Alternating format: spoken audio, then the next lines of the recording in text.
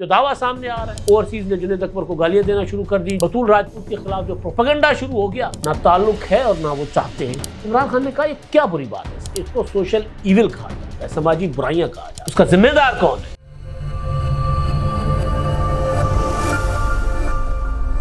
السلام علیکم، میں احمد آصم رو۔ خبر بڑی خطرناک ہے، معاملہ بہت حساس ہے، کیونکہ معاملہ ہے قومی سلامتی کا، معاملہ ہے جنرل قمر جاوید باجوہ صاحب کے ساتھ جڑا، معاملہ ہے جنرل فیض حمید کے ساتھ جڑا ہوا، معاملہ ہے عمران خان صاحب کے ساتھ جڑا ہوا، اور معاملہ ہے ہماری پالیسیز کے ساتھ جڑا ہوا۔ خطرناک قسم کے انکشافات سامنے آئے ہیں۔ کیا انکشافات ہیں اور میں کیوں ان کو قومی سلامتی سے جڑا ہوا معاملہ سمجھتا ہوں، اور اس سے پاکستان کے اوپر ایک قبضہ کرنے کی سازش، کوشش جو ہو رہی ہے، اس کا براہ راست سے تعلق ہے، اس پر بات کروں گا۔ اور دوسرا، عمران خان صاحب قید تنہائی میں پھر چلے گئے ہیں جی۔ اب یہ قید تنہائی کیا ہے، کتنی حقیقت ہے اس میں، کتنا ایک جھوٹ ہے، کتنی مبالغہ آرائی ہے، اس پر بھی بات ہوگی، کیونکہ دوبارہ تحریک انصاف چیخنا چلانا شروع ہو گئی ہے کہ آئے آئے لٹے گئے، مارے گئے، خان صاحب نے قید تنہائی پاتا جی، دوبارہ ڈیتھ سیل میں ڈال دیا عمران خان صاحب کو۔ اب ڈیتھ سیل کبھی انہوں نے دیکھا نہیں ہوگا، اللہ نہ کرے کوئی کسی کو ڈیتھ سیل دکھائے، اور اللہ نہ کرے کبھی کوئی قید تنہائی میں جائے، لیکن بہرحال جو دعویٰ سامنے آ رہا ہے اس دعوے پر بات ہوگی، اور بات یہ بھی ہوگی کہ قید تنہائی سے جو لکھے گئے آرٹیکل چھپتے کیسے ہیں ٹائم میگزین میں، انٹرنیشنل جرائد میں انٹرویو عمران خان صاحب کے قید تنہائی کے دوران کیسے ہو سکتے ہیں، لیکن ہو رہے ہیں۔ اور قید تنہائی میں ہر ہفتے میں 2-3 ملاقاتیں کیسے ہوتی ہیں، اور ہو رہی ہیں۔ اور قید تنہائی میں باہر بیٹھے ہوئے بچوں کے ساتھ عمران خان صاحب کی گفتگو کیسے ہو رہی ہے، اور ہو رہی ہے۔ اور کل میں نے گزارش یہ کی تھی کہ جو عمران خان صاحب اور تحریک انصاف اظہار رائے کی آزادی کا جو رونا رو رہے ہیں، وہ تو بطول راجپوت کے خلاف جو پروپیگنڈا شروع ہو گیا، جس طرح گالم گلوچ، اور کوئی قصور نہیں ہے، کوئی بھی قصور نہیں ہے، وہ کوئی بھی نظریہ رکھ سکتی ہیں، کوئی بھی سوچ رکھ سکتی ہیں، کوئی بھی سوال کر سکتی ہیں، جواب دینا آپ کی مرضی ہے۔ لیکن جنید اکبر سے ایک سوال کر لیا، جنید اکبر نے جواب دیا، اوورسیز نے جنید اکبر کو گالیاں دینا شروع کر دی، جنید اکبر نے بقول بطول راجپوت ان کو گالیاں دینا شروع کر دی، اور پھر پوری کی پوری پی ٹی آئی جو ہے وہ بطول راجپوت کو گالیاں دینا شروع ہو گئی۔ ایک صحافی ایک سوال کیا، انہوں نے جواب دے دیا۔ تو پی ٹی آئی جو کہتی ہے بنیادی طور پر وہ اس کے قائل نہیں ہوتی۔ برے وقت میں پھنس جاتے ہیں تو پھر جمہوریت بھی یاد آ جاتی ہے، آئین بھی یاد آ جاتا ہے، قانون بھی یاد آ جاتا ہے، ورنہ کبھی آئین اور قانون سے ان کا براہ راست نہ تعلق ہے اور نہ وہ چاہتے ہیں۔ لیکن خیر، ابھی جو معاملہ ہے وہ بڑا خطرناک ہے۔ پہلے میں اس معاملے پر بات کروں گا، قید تنہائی والا معاملہ جو ہے وہ میں بعد میں آپ کے سامنے رکھوں گا۔ خطرناک قسم کے انکشافات ہوئے، اور ہمیں شوق بہت ہے اسی عطار کے لونڈے سے دوا لینے کا جس کے سبب بیمار ہوتے ہیں۔ تو امیر بھی کیا سادہ ہیں، اسی عطار کے لونڈے سے دوا لیتے ہیں جس کے سبب بیمار ہوئے، یا بیمار ہوئے جس کے سبب شاعری یاد نہیں رہتی، اب پڑھا نہیں کرتے، جب پڑھتے تھے تو بہت یاد ہوتی تھی، بڑا زبردست بڑی بڑی نظمیں یاد ہوا کرتی تھی طویل، اب نہیں ہوتی، لیکن بہرحال یاد آ جائے تو پھر اس کو ذرا معذرت کے ساتھ، بے شک وہ شعر کی پوری ٹانگ اور بازو توڑ دیے جائے، لیکن بہرحال اس کا مطلب آپ کے سامنے رکھ دیتے ہیں۔ تو جو پالیسی ہم نے بنائی تھی نا، اس پالیسی کا ہم نے خمیازہ بھگتا، اور وہ بھگتا 10 سال، دہائیوں تک ہم نے وہ خمیازہ بھگتا۔ ہمارا کوئی ایک شہر، ایک گاؤں، ایک گلی، ایک مسجد، ایک گرجا، ایک مندر، ایک امام بارگاہ، ایک درگاہ، کوئی مزار محفوظ نہیں تھا۔ خوشحال خان خٹک سے لے کے داتا دربار، اور داتا دربار سے لے کے قلندر لال شہباز کے مزارات پر حملے ہوئے، لیکن اس کے باوجود ہم وہ تجربہ کرنے سے باز نہیں آئے۔ ہم سے مراد ظاہر ہے آپ اور ہم تو نہیں ہیں نا پالیسی ساز۔ تو ایک عمران خان صاحب کا تجربہ دوبارہ کیا گیا، اور عمران خان صاحب کے خیالات سب کو پتا تھے کہ کیا ہیں، وہ کتنے روشن خیال ہیں، وہ کتنے ترقی پسند ہیں، وہ کتنے جمہوریت پسند ہیں، وہ تو اسلامی ٹچ، اور پھر کتنے وہ دہشت گردوں کے خلاف ہیں۔ جو بندہ بطور پرائم منسٹر کھڑے ہو کر ایوان میں کہے کہ اسامہ بن لادن شہید ہے، جو بندہ 18 اکتوبر کو محترمہ بینظیر بھٹو شہید پر جو حملہ ہوتا ہے کراچی میں کارساز پر، اس کی مذمت کرنے کے بجائے محترمہ بینظیر بھٹو شہید کو اس کا ذمہ دار قرار دے، آرٹیکل لکھ کر، وہ بھی انٹرنیشنل اداروں میں۔ اور جو بندہ 27 دسمبر کو محترمہ بینظیر بھٹو کی شہادت پر تعزیت کے لیے ان کے سوگوار خاندان یا پیپلز پارٹی کی کسی لیڈر کو فون تک نہ کریں. ظاہر ہے تجربہ تھا نا. پھر جاتے جاتے وہ اور ان کو پالنے والے، ان کو بنانے والے پاکستان کو جو تحفہ دے کر گئے کہ جی کیا ہے نیشنل ایکشن پلان، ہم نہیں مانتے، ہم ان کو واپس لائیں گے. عمران خان صاحب کے انٹرویوز ہیں کہ یہ ہماری پالیسی، ہم نے فیصلہ کیا کہ جو ٹی ٹی پی کے لوگ افغانستان چلے گئے ان کو ہم نے واپس لانا ہے، کیونکہ وہاں سے امریکہ چلا گیا ہوا تھا. جو وہاں جیلوں میں بند تھے، مطلب ہم جو کہتے تھے نا کہ وہاں پر جو حکومت تھی طالبان سے پہلے، وہ حکومت تو اینٹی پاکستان تھی جی، وہ انڈیا کے زیر اثر تھی. انہوں نے کیا کیا کہ جو پاکستان میں دہشت گردی کرنے والے لوگوں کو جیلوں میں بند کیا ہوا تھا. ہمارے مدارس سے تربیت لے کر جانے والے، ظاہر اس میں کوئی ڈھکی چھپی بات نہیں ہے نا. اور پھر وہ چائے کی پیالی تو آپ نے دیکھی تھی جب افغانستان کابل پر طالبان دوبارہ آ گئے اور فیض حمید صاحب چلے گئے وہاں پر سرینا میں، اور انہوں نے چائے کی پیالی لہرائی تھی، اور یہاں سے ہمارے وزیر اعظم عمران خان صاحب نے ایک ٹویٹ داغا تھا، غلامی کی زنجیریں ٹوٹ گئی. پھر عمران خان صاحب سے جب سوال ہوتا تھا کہ جی افغانستان میں تو طالبان جو ہیں وہ تو خواتین کی، بچیوں کی تعلیم کے دشمن ہیں، وہ تو نہیں تعلیم چاہتے ان کی، وہ تو ان کو نوکریاں نہیں کرنے دیتے. تو عمران خان نے کہا یہ کیا بری بات ہے اس میں، یہ ان کا کلچر ہے، یہ ان کا ٹریڈیشن ہے. نہ عمران خان صاحب میرا خیال ہے واقف تھے افغانستان کی تاریخ سے، کیونکہ افغانستان، کابل اور قندھار کی روشنیاں دنیا کو یاد ہیں افغان جہاد سے پہلے، یا پھر وہاں پر جو تھے قابض ہوئے سوویت یونین کے قبضے سے پہلے. تو افغانستان اس طرح نہیں تھا، بہت ایک اپنا روشن خیال قسم کے لوگ تھے وہاں پہ. اب آج پوری دنیا میں وہ چلے گئے. تو بہرحال وہ افغان اور پشتون کلچر نہیں ہے. اور کبھی بھی یہ جو برائیاں ہوتی ہیں نا، کاروکاری، بچیوں کی شادیاں نہ کروانا، بچیوں کو مار دینا، بچیوں کو تعلیم نہ دینا، یہ کبھی بھی کلچر کا حصہ نہیں ہوتے. اس کو سوشل ایول کہا جاتا ہے، سماجی برائیاں کہا جاتا ہے. تو سماجی برائی کو اگر آپ یہ کہیں کہ جی سندھیوں کا کلچر ہے، یہ پنجابیوں کا کلچر ہے، پشتونوں کا کلچر ہے، تو یہ ایسا نہیں ہوتا. بہرحال ایک لمبا ایک بحث ہے.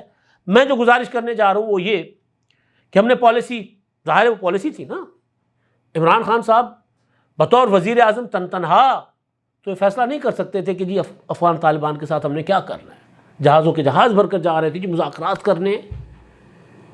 تو اب جو خبر ہے، الزامات تو تھے، کہا جا رہا تھا، اور بلکہ افغانستان کی طرف سے پاکستان کے اندر گھس کر ہمارے جوانوں پر حملے ہوتے تھے، جوابی کارروائی کرتے ہوئے تعاقب میں جا کر وہاں پر جو دہشت گرد تھے ان کے ٹھکانوں پر حملے ہوتے تھے. اب یہ رپورٹ جو سیکورٹی ذرائع سے سامنے آ رہی ہے اور تمام میڈیا آؤٹلیٹس میں چھپی ہے، میں ڈان کی خبر آپ کے سامنے پڑھ رہا ہوں، اور وہ یہ ہے کہ افغانستان سے پاکستان میں دراندازی کا سلسلہ تواتر سے جاری ہے. خبر کے مطابق جو افغان فوج ہے نا طالبان کی، ان کے کمانڈرز، ان کے لیفٹیننٹ پاکستان میں دہشت گردی کرتے ہوئے افواج پاکستان کے ہاتھوں مقابلوں میں یا کارروائیوں میں مارے گئے ہیں. یہ ہے خبر. تو پھر اگر اس میں ہمیں جو لوگ ذمہ دار ہیں، یعنی اے پی ایس ہو جاتا ہے، اس سے پہلے محترمہ بینظیر بھٹو شہید ہو جاتی ہے، اس سے پہلے بلور خاندان کو مار دیا جاتا ہے، اس سے پہلے ہمارے 80,000 سے زیادہ سویلین اور فوجی، ہمارے میجر جنرل لیول کے افسران وہ شہید کر دیے جاتے ہیں. تو اس کے بعد جب ہم اپنا نیب نیشنل ایکشن پلان بناتے ہیں، نیب بناتے ہیں، اس کے اوپر عمل درآمد ہوتا ہے، تو اچانک پروجیکٹ عمران خان کے بعد اس پر عمل درآمد روک دیا جاتا ہے. تو اس کا ذمہ دار کون ہے؟ عمران خان نہیں ہے، اکیلا نہیں ہے ذمہ دار. اس کے ذمہ دار ذرا جنرل قمر جاوید باجوہ، جنرل فیض حمید، اس سے پہلے والے، اس کے بعد والے سارے ذمہ دار ہیں جنہوں نے اس پالیسی کو روکا اور جنہوں نے کہا کہ نہیں جی ہم نے تو یہ ان کو واپس لا کر بسانا ہے. اکیلے عمران خان صاحب یہ فیصلہ نہیں کر سکتے تھے. یہ ضرور ہے کہ باجوہ صاحب کے بقول عمران خان صاحب کے عشق میں مبتلا تھے، مندے ہو گئے تھے. عمران خان جو کہتے تھے وہ کرتے تھے. لیکن یہ کہنا، سنگل آؤٹ کرنا کہ جی عمران خان نے یہ کیا تھا، جو D G I S P R صاحب نے پریس کانفرنس میں کہا تھا کہ جی وہ کون تھا جس نے ضد کی کہ جی ہم نے ٹی ٹی پی کے لوگوں کو واپس لانا ہے. ظاہر ہے اکیلا عمران خان تو نہیں تھا نا، وزیر اعظم عمران خان ضرور تھا. تو خبر میں آپ کے سامنے پڑھ کر سناتا ہوں. خبر میں یہ لکھا جا رہا ہے کہ افغانستان سے پاکستان میں دراندازی کا سلسلہ تواتر سے جاری ہے۔ پاکستان میں دہشت گردی کے واقعات میں افغان دہشت گردوں کے ملوث ہونے میں بتدریج اضافہ دیکھا جا رہا ہے۔ ڈان نیوز کے مطابق سیکورٹی ذرائع نے بتایا کہ پاکستان میں دہشت گردی میں ملوث ایک اور ہلاک افغان دہشت گردی شناخت ہو گئی ہے۔ اب ولی خان مرحوم جیسے لوگ زندہ ہیں، ہمارے افراسیاب خٹک صاحب، ان جیسے لوگ پیپلز پارٹی کے، عوامی نیشنل پارٹی کے، متحدہ قومی موومنٹ کے لوگ جب کہتے تھے کہ بھائی یہ مت کرو، یہ کھیل مت کھیلو، ولی خان صاحب نے کہا تھا کہ افغانستان میں جو آپ آگ جلا رہے ہو وہ آپ کے گھر میں آئے گی، اور آئی۔ ولی خان کی جماعت تو ختم ہو گئی نا، اس طرح نہیں ہے، لیکن اگر رانا ثناءاللہ صاحب یہ بات کریں تو کل انہوں نے بات کی کہ اگر ہم نے بحران پر قابو نہ پایا تو علی امین گنڈاپور کی جگہ ان کی حکومت ہوگی جو سرحد کے پار بیٹھے ہوئے ہیں، یعنی طالبان کے پی کے پر قابض ہو سکتے ہیں۔ یہ رانا ثناءاللہ صاحب کہہ رہے ہیں، وہی بات ہے جو ایک وقت میں مولانا فضل الرحمان صاحب نے 2008 کی پیپلز پارٹی کی حکومت کے دوران بات کی تھی، جس کے بعد ملاکنڈ آپریشن ہوا تھا، کہ طالبان مارگلا کی پہاڑیوں کے پیچھے پہنچ چکے ہوئے ہیں۔ رانا ثناءاللہ صاحب کہہ رہے ہیں کہ خبردار پالیسی بدلو، ورنہ بحران پر قابو پاؤ، ورنہ کے پی کے جو ہے وہ چلا جائے گا ہاتھ سے۔ تو یہ خبر میں آپ کو پڑھ کر سناتا ہوں کہ دہشت گردی میں ملوث ایک اور افغان دہشت گرد کی شناخت ہو گئی ہے۔ افغانستان کی سرزمین میں دہشت گردوں کے لیے افغانستان کی سرزمین دہشت گردوں کے لیے جنت بن چکی ہے، جہاں سے اپنی کارروائیاں جاری رکھے ہوئے ہیں۔ سیکورٹی ذرائع کے مطابق 28 فروری 2025 کو سیکورٹی فورسز کی جانب سے غلام خان قلعے میں 14 دہشت گردوں کو جہنم واصل کیا گیا تھا۔ ان ہلاک دہشت گردوں میں افغان دہشت گرد بھی شامل تھے، جن میں سے ہلاک افغان دہشت گرد کی شناخت مجیب الرحمان عرف منصور ولد مرزا خان کے نام سے ہوئی تھی۔ ہلاک دہشت گرد مجیب الرحمان دندار گاؤں، ضلع چک، صوبہ میدان وردک، افغانستان کا رہائشی تھا۔ آگے اگلا جو ہے دہشت گرد مجیب الرحمان افغانستان کی حضرت معاذ بن جبل نیشنل ملٹری اکیڈمی کے 3 بٹالین کا کمانڈر تھا۔ ان کی نیشنل ملٹری جو ہے افغان طالبان کی، وہاں کی حکومت کی۔ اس سے پہلے 30 جنوری 2025 کو بدر الدین ولد مولوی غلام محمد کو ڈیرہ اسماعیل خان میں دوران آپریشن ہلاک کیا گیا تھا۔ دہشت گرد بدر الدین افغان فوج میں لیفٹیننٹ اور صوبہ باختیز کے ڈپٹی گورنر کا بیٹا تھا۔ افغان شہریوں میں اکثر پاکستان میں علاج یا تعلیم کے فریب میں آ کر افغان شہری ان فریب میں آ کر فتنۃ الخوارج کے جال میں پھنس جاتے ہیں، یہ سیکورٹی ذرائع کہہ رہے ہیں، ڈان رپورٹ کر رہا ہے۔ بہت سے افغان دہشت گرد اپنی مرضی سے بھی فتنۃ الخوارج میں شامل ہو رہے ہیں۔ افغان عبوری حکومت کے اہلکار بشمول تحریک طالبان افغانستان کے سابق کمانڈر بھی دہشت گرد تنظیموں بشمول فتنۃ الخوارج سے گہرے روابط میں ہیں۔ اب فتنۃ الخوارج ٹرم استعمال کی جا رہی ہے TTP کے لیے۔ فتنۃ الخوارج کے دہشت گردوں کے پاس جدید ہتھیاروں کی موجودگی افغان طالبان اور فتنۃ الخوارج کے گٹھ جوڑ کا واضح ثبوت ہے۔ جو بات صدر ٹرمپ نے کی نا کہ ہم نے اتنا بڑا ہمارا اسلحہ، اتنی 70,000 توپیں، ٹینکیں، ہم پتہ نہیں کیا کیا چھوڑ کر آئے، اب وہ افغانستان سے واپس لیں گے، وہ پاکستان میں استعمال ہو رہا ہے، کچے تک وہ اسلحہ جا رہا ہے۔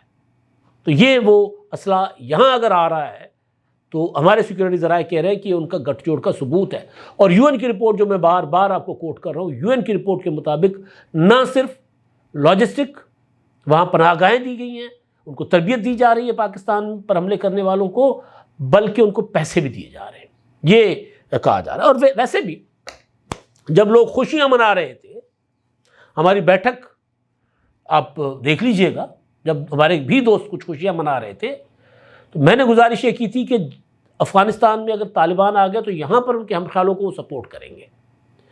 ہم مستحکم نہیں ہو سکتے، جب تک افغانستان مستحکم نہیں ہوگا ہم مستحکم نہیں ہو سکتے۔ تو کوئی اگر یہ سمجھتا ہے کہ افغانستان خانہ جنگی میں ہو، افغانستان پر کوئی ہتھیار کے زور پر قبضہ کر کے بیٹھ جائے گا تو پھر وہ ہم محفوظ ہوں گے، نہیں، وہ پھر اسلحہ وہ وہاں پر کنٹرول کرنے کے بعد ان کا اگلا نشانہ پاکستان ہوگا۔ کسی زمانے میں کہا جاتا تھا افغانستان بہانہ ہے، پاکستان نشانہ ہے، تو پتہ نہیں انہوں نے تو پاکستان کو نشانہ نہیں بنایا اب تک، لیکن یہ بنا رہے ہیں جن کو ہم نے اپنا دوست، اپنا سجن سمجھا، جن کے لیے ہم نے دل کے دروازے کھولے، وہ بنا رہے ہیں۔ میں ان کی بات کر رہا ہوں، عام افغانیوں کی بات نہیں کر رہا جو وہاں پر افغانستان میں قابض ہیں یا جن کی حکومت ہے۔ اچھا جی، دفاعی ماہرین کا کہنا ہے کہ افغانستان ہر قسم کی دہشت گردوں کی افزائش گاہ بن چکا ہے۔ عبوری افغان حکومت کے اہلکار پاکستان میں دہشت گردانہ حملوں کے لیے فتنۃ الخوارج کی مکمل سہولت کاری کرتے ہیں۔ افغان عبوری حکومت کو پاکستان میں دہشت گردی میں ملوث ہونے کے بجائے افغان عوام کی فلاح و بہبود پر توجہ مرکوز کرنی چاہیے۔ بہرحال یہ ایک ڈیٹیل رپورٹ جو سیکورٹی ذرائع سے اپنا رپورٹ کر رہا ہے میڈیا، مختلف میڈیا کے اخبارات اور چینلز اس کو رپورٹ کر رہے ہیں۔ گزارش صرف اتنی ہے کہ اگر اب ہمیں احساس ہو گیا ہے کہ ہماری پالیسی غلط تھی تو پھر ہمیں ہمیشہ کے لیے اس پالیسی کو جو ہے وہ ختم کر دینا ہے۔ گڈ اور بیڈ میں ہمیں نہیں جانا چاہیے۔ جب گڈ اور بیڈ طالبان کی بات کی جاتی تب بھی ہمارے جیسے لوگ کہتے تھے کہ نہیں، کوئی گڈ نہیں ہوتا، بیڈ ہی ہوتے ہیں سارے۔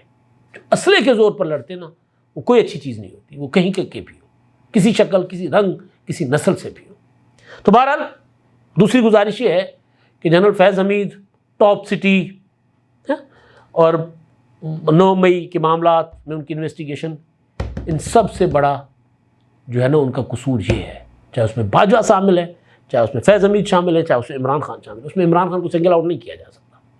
اس میں وہ لوگ جو ایسی پالیسیز کو مطلب نیشنل ایکشن پلان جیسی پالیسی پر عمل درآمد روک کر اور اس کے اگینسٹ جا سکتے ہیں تو کوئی سیاسی بندہ نہیں کر سکتا۔ سیدھی بات ہے۔ عمران خان کی سوچ، اپروچ، وہ سارے ہم خیال ضرور تھے، مجرم عمران خان صاحب بھی ہیں، لیکن اگر یہ کہنا کہ صرف عمران خان نے کیا تھا، یہ میرا خیال ہے کہ یہ خود فریبی ہوگی، اور اس خود فریبی میں ہمیں نہیں آنا چاہیے۔ اگلی چیز، یہ تحریک انصاف اب دوبارہ چیخنا چلانا شروع ہو گئی ہے۔ یہ دعویٰ جی ان کا شیخ وقاص اکرم صاحب کا، انہوں نے کہا کہ جی عمران خان صاحب کو دوبارہ قید تنہائی میں رکھا گیا اور ڈیتھ سیل میں رکھا گیا عمران خان صاحب کو، اور عدالتی فیصلے کے مطابق 6 لوگوں کو ملنے کی اجازت ہے۔ ہم نے تو انہیں عدالت کی درخواست دی ہے، عمران خان سے ملنے کے لیے عدالت سے رجوع کرنا پڑتا ہے۔